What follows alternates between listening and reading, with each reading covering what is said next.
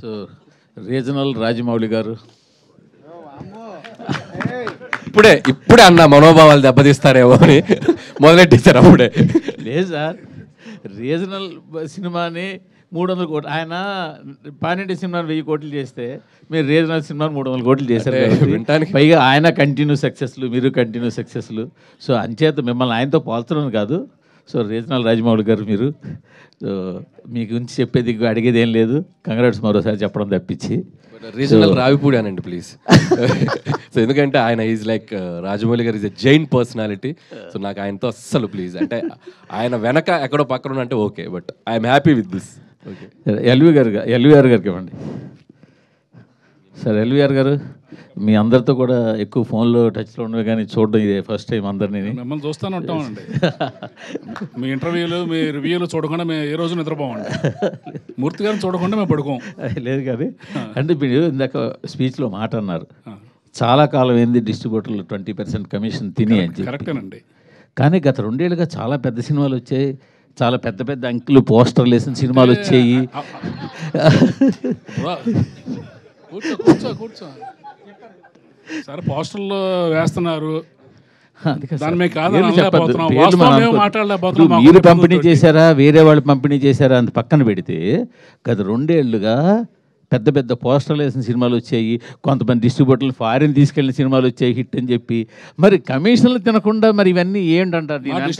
దౌర్భాగ్యం అదేనండి. మేము బయటకు మాట్లాడకూడదు, మాట్లాడితే విరోధం. మేము డబ్బు పోగొట్టుకున్నామని చెప్పుకోలేని పరిస్థితి. అదేండి వాస్తవం చెప్పాలంటే. మీరు అడిగారు కాబట్టి చెప్తున్నా. అదే లేకపోతే మేము నిజం చెప్పామనుకోండి, మాకు నెక్స్ట్ పిక్చర్ ఎవరు నష్టపోయి నెక్స్ట్ పిక్చర్ పోగొట్టుకున్నాడు అవుతాం. మీకు తెలుసు ఆ విషయం. సో అందుకని డబ్బులు పోయినా నవ్వుతూ ఉంటామండి. డిస్ట్రిబ్యూటర్ పరిస్థితి అలాగే ఉంది. వాళ్ళ రాజుగారు అన్నారు చూడండి, జిల్లాకు 1-2 మిగిలారని. ఆ 2 కూడా మిగలకుండా పోతారు ఇక. ఓకే సరే, ఇంకొక క్వశ్చన్. ఇందాక హరిగారు మీ అందరి తరఫున మిమ్మల్ని అడుగుతాను. మీ సీనియర్ డిస్ట్రిబ్యూటర్ మీరు వీళ్ళందరిలో కూడా బాగా సీనియర్ డిస్ట్రిబ్యూటర్ కాబట్టి. ఇటీవల కాలంలో ఇంకొక ట్రెండ్ కూడా స్టార్ట్ అయింది. ఒకప్పుడు మేము హరిగారికో లేకపోతే మీకో ఇంకో ఎవరికైనా ఫోన్ చేస్తే ఎంత చేసిందంటే టక్మని చెప్పేసే పని ఉండేది.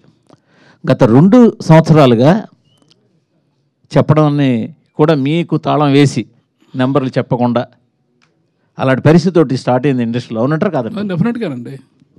ట్రెండ్ స్టార్ట్ అయింది అనేది మీకు తెలుసు కదా, మరి మీరందరూ ఏం చేస్తున్నారు? చెప్తున్నా, అదే అడుగుతున్నా. నేను అడుగుతున్నాను ఒక ప్రొడ్యూసర్గా. అవును, ప్రొడ్యూసర్గా ట్రెండ్ స్టార్ట్ అయింది, అన్నీ ఏకుతారు కదా. ఆఫీస్లో ఇది జరుగుతుంది, ఆఫీస్లో వాళ్ళని తీసేశారు, ఆఫీస్లో భోజనాలు మానేశారు, ఇవన్నీ రాస్తారుగా. మరి ఇది జరుగుతుంది అన్నప్పుడు మీరేం చేస్తున్నారు? జర్నలిజం అంటే క్వశ్చన్ అది మీరు చెయ్యాలి, వాళ్ళని అడగడం కాదు. మేమందరికి మాకు వీక్నెస్ ఉందండి, మా అందరికి మా వీక్నెస్ ఉంది. మీకు ఏంటంటే ఇక్కడ విషయం ఏంటంటే ఆయన చేత చెప్పిస్తున్నాను ఈ ట్రెండ్ స్టార్ట్ అయింది. అది ఆయన డిస్ట్రిబ్యూటర్ గా ఈ ట్రెండ్ స్టార్ట్ అయిందని నేను మీకు ఒక పాయింట్ కి తీసుకొచ్చి, ఆఫీస్లో మా ఆఫీస్లో భోజనాలు కూడా మానేశారు అనేది రాశారు కదా.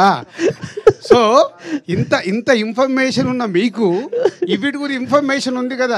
జర్నలిజం దాంట్లో నుంచి మీరు రాయాలి. మార్పు మీ దగ్గర రావాలి. ఏమండి, మార్పు మీ దగ్గర నుంచి వచ్చినప్పుడే. స్వామి ఒకసారి ఆయనకి ఇవ్వండి, ముందు రాజుగారు క్వశ్చన్ చేయమని మీరే చెప్తారు. క్వశ్చన్ చేస్తే వాళ్ళని పక్కన పెట్టి ఇంటర్వ్యూలు ఇవ్వట్లేదంట కదండి. ఏది మూవీ ఇంటర్వ్యూస్ కానీ ఇవన్నీ క్వశ్చనింగ్ ఎక్కువ ఎవరు చేస్తే వాళ్ళకే ఇవ్వట్లేదంట కదండి. అట్లేం లేదే, ఎవరన్నారు? చెప్తా, తర్వాత మాట్లాడదాం. అంటే నేను విషయం ఏంటంటే సార్, గత 2 సంవత్సరాలుగా పెద్ద సినిమాలకి ముందే డిస్ట్రిబ్యూటర్లు ఫోన్ చేసి నెంబర్లు చెప్పకండి, నెంబర్లు మాకు పంపండి, మేము రిలీజ్ చేస్తాము అనే ఒక ట్రెండ్ స్టార్ట్ చేశారు. మొన్నాడు వాళ్ళు ఏ నెంబర్ రిలీజ్ చేస్తే అవే బయటికి వెళ్తున్నాయి. ఇప్పుడు ఆయన చెప్పినట్టు బాధపడినా కూడా బయటకు నవ్వాల్సి వస్తుంది. ఈ ట్రెండ్ స్టార్ట్ అయిందని మాకు తెలిసి మీ ఐటమ్ లేదు, బట్ డిస్ట్రిబ్యూటర్లతో చెప్పిద్దాం నేను అడుగుతున్నా. ఆయన ఇప్పుడు మేము అబద్ధం ఆడినా, ప్రొడ్యూసర్లు అబద్ధం ఆడినా, మీరు అబద్ధం ఆడినా జనం నమ్మట్లేదండి. అది మాత్రం వాస్తవం. మనం ఏ పోస్టర్ వేసినా నవ్వుకుంటున్నారు వాళ్ళు. ఇది మీరు మేము మాట్లాడక్కల్లా, జనం మాట్లాడుకుంటున్నారు, వాళ్ళు నవ్వుతున్నారు. అది ఎల్ఈఆర్ గారు చాలా ఓపెన్ గా ఇప్పుడు మాట్లాడతారు, అందుకని ఆయనతో గ్రాటిట్యూడ్ మీట్ కాస్త ఇప్పుడు చూడండి, దీని తర్వాత మొత్తం ఫ్యాన్స్ అందరు కలిసి ఈయన ఫోటో పెట్టి మొత్తం ఈ రోజు సాయంత్రం వరకు చెడు కూడా ఆడేస్తారు. ఓకే, అంటే మూర్తి గారు, మనకు మీకు తెలుసు, మాకు తెలుసు, అందరికి తెలుసు. సో ఏదన్నా మార్పు రావాలంటే దయచేసి నా రిక్వెస్ట్ మీడియా మిత్రులకి, ఆఫీసులలో అవి ఇవి జరుగుతున్నాయని రాయకండి. ఎందుకంటే అది మా ప్రొఫెషన్. ఏమి చేయాలి, ఏం చేయకూడదని ఒక ప్రొడక్షన్ హౌస్కు ఉండే డెసిషన్ అది. సినిమాకు సంబంధించి నిజాయితీగా మీరు ఎలాంటిది అలా ఉన్నప్పుడు మీరు ఏకండి, మీరు ఏకితే కరెక్షన్ అవుతుంది కదా. మీకే క్వశ్చన్, సంక్రాంతికి 2 సినిమాలు రిలీజ్ చేశారు. సరే, 2 సినిమాలకి ఒక సినిమాకి ఒక పోస్టర్ వేశారు, 2 సినిమాలు చాలా పోస్టర్లు వేశారు. మొదటి సినిమా పోస్టర్ మీ ప్రొడక్షన్ హౌస్ నుంచి వచ్చిందా, మీరు వేసిందా, వేరేగా వేసిందా? అది మీకేం తెలుసు? మాకు తెలియదు కూడా. నేను ఆల్రెడీ చెప్పాను కదా, మాకు వీక్నెస్ ఉంటాయి, మేము మాట్లాడలేము. మీకేం తెలుసు సార్? నేను మిమ్మల్ని అడుగుతున్నాను సార్. నేను అదే మిమ్మల్ని అడుగుతున్నాను సార్. మీరు వేసిన పోస్టర్ మాకేలా తెలుసు? మా వీక్నెస్ ఉంటుందని నేను కమిట్ అవుతున్నాను కదా. మీకు తెలియదా? మీ వీక్నెస్ తో వేసిన పోస్టర్ అంటారు. మీకు తెలియదా? మీరు వీక్నెస్ తో వేసిన పోస్టర్ అంటారు. ప్రతి సెంటర్లో ఏం కలెక్షన్స్ ఉన్నాయనేది మీ దగ్గర లేవా? ఫస్ట్ మీ హరి చెప్తున్నా, అందరికంటే ముందు మీ దగ్గరే ఉంటాయంట. సో మీరే క్యాల్కులేట్ చేసి వేయండి నెక్స్ట్ నుంచి పోస్టర్ ప్రతి సినిమాది.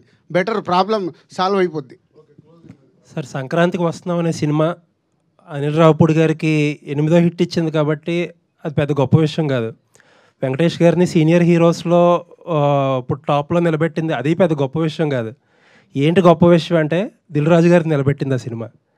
చాలామంది ఇందాక మన శిరీష్ గారు అన్నట్టు ఏంటంటే చాలామంది దిల్ రాజు గారు పడిపోతారేమో ఈ సినిమాతో అని అనుకున్నారు. బట్ ఏంటంటే సంక్రాంతికి వస్తున్నాం అనే సినిమా ఆయన నిలబడడానికి స్ట్రెంత్ ఇచ్చింది. మళ్ళీ ఇంకా సినిమాలు తీయడానికి, ఇంకో 10 సంవత్సరాల సినిమాలు తీయడానికి అనేది కాన్ఫిడెన్స్ ఇచ్చింది. చాలామంది ఏంటంటే ఈ ప్రొడక్షన్ హౌస్లు బాగా ఎక్కువ సినిమాలు తీసే ప్రొడక్షన్ హౌస్లు అంతకంతకే తగ్గిపోతున్నాయి. దిల్ రాజు గారు నిలబడ్డారంటే కంటిన్యూస్గా సినిమాలు తీస్తారు, ఇండస్ట్రీ అలా రన్ అవుతూ ఉంటుంది. అందుకు సంక్రాంతికి వస్తున్నాం అనే సినిమా గొప్ప సినిమా. థ్యాంక్ యూ అండి, థ్యాంక్ యూ. అది నిజమండి. అంటే ప్రతి సినిమా ద్వారా ఒక మినిమం 500 మంది ఎవ్రీ డే బ్రతుకుతారు. సో మేము ఎన్ని ఎక్కువ ప్రొడక్షన్ చేయగలిగితే అంతమందికి భోజనం దొరుకుతుంది. ఈ లాజిక్ చాలామంది మర్చిపోతారు. సో ఇవాళ మనకు 150 సినిమాలు తెలుగు ఫిలిం ఇండస్ట్రీలో మన ఇన్కమ్ ట్యాక్స్లతో జరిగిన కాన్వర్సేషన్ చెప్తాను. వాళ్ళు అడిగాడు ఆయన, ఎందుకు ఇన్ని సినిమాలు వస్తాయి, మరి ఎందుకు మీరు ఇన్ని ఫ్లాపులు అని చెప్తుంటారంటే 90% ఫ్లాపులు సార్ అని లాస్ట్ ఇయర్ది షీట్ ఇచ్చా. ఎందుకో లాస్ట్ ఇయర్ది నేను తెప్పించా 2024 షీట్. ఆయనకి ఇస్తే వాళ్ళు ఆశ్చర్యపోయారు, మరి ఎందుకు తీస్తున్నారు ఈ సినిమాలు? ఒక్కొక్కరిది ఒక్కొక్క యాంబిషన్ సార్. సినిమాలు జరుగుతూనే ఉంటాయి, మాకు అలా కాదు. సక్సెస్ సినిమా తీయడానికి ఎంత కష్టపడాలనేది మాకు తెలుసు. దానికోసమే ప్రయత్నం చేస్తాం. దాంట్లో కొన్ని సక్సెస్లు వస్తాయి, అప్పుడప్పుడు క్యాచ్ అవుతాం. రాజుగారితో ఒక 1 year బ్యాక్ ఒక ఇంటర్వ్యూ చేశాను నేను.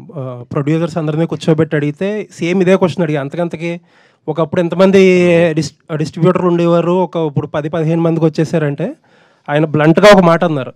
ఏంటంటే నెక్స్ట్ 2-3 ఏళ్ళలో వీళ్ళు కూడా ఉండరు, మనం బాలీవుడ్లో లాగా అవుట్ రైట్ రిలీజ్ చేసుకోవాల్సిందే, మనమే కార్పొరేట్ లాగా మల్టీప్లెక్స్లతోనే అయ్యింది టైఅప్ అయ్యి, అలాంటి స్టేజ్ నుంచి ఇక్కడ ఎంతమందిని స్టేజ్ ఎక్కించారు. సో ఈ సినిమా అచీవ్మెంట్లో అదొకటి. యా, అది ఇందాక అన్నాను కదండి. అంటే ఏరియాల వారిగా డిస్ట్రిబ్యూటర్లు చాలామంది ఉండేవాళ్ళు మెల్లిగా కనుమరుగవుతూ కొందరే, అంటే వీళ్ళు కూడా ప్యాషన్తోనే, వీళ్ళకు కూడా ప్యాషన్ పోయిన రోజు వీళ్ళు మానేస్తారు. వీళ్ళ ఫ్యామిలీస్ ఆల్రెడీ వెనకకు లాగుతూనే ఉన్నారు, మీకు ఇంత స్ట్రెస్ అవసరమా, ఆపేసేయండి అని. ఎందుకంటే డిస్ట్రిబ్యూటర్కి సక్సెస్ వచ్చేది చాలా తక్కువ పర్సెంటేజ్లోనే సక్సెస్ వస్తుంది. దాంట్లో కూడా నిలబడడం అంటే ఇట్స్ నాట్ ఏ జాబ్. రాజుగారు ఇంతకుముందు అంటే కోవిడ్కి ముందు పెద్ద హీరోల సినిమాలు ప్రతి నెల ఒక 2 ఫిల్మ్స్ వచ్చేవి, మీడియం రేంజ్